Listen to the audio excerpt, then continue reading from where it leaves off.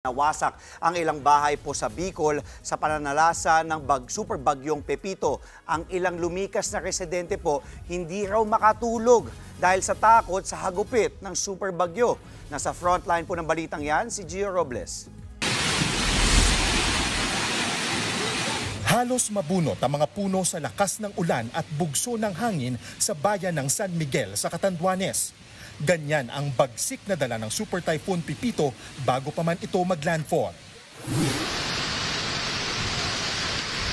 Sa bayan ng Bagamanok, winasiwas din ng super bagyo ang mga puno ng niyog.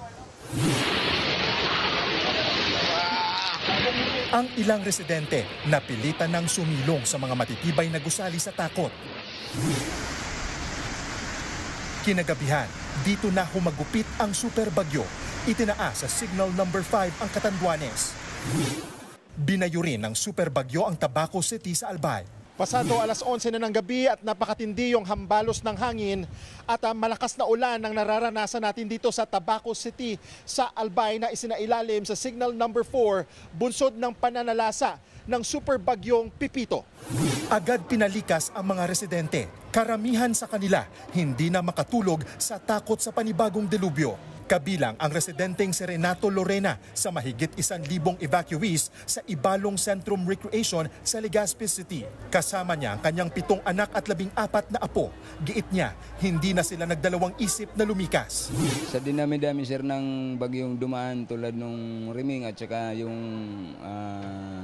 Sesang, marami na rin akong kumbaga sa may pobya na. Kinaumagahan, ito na ang eksena.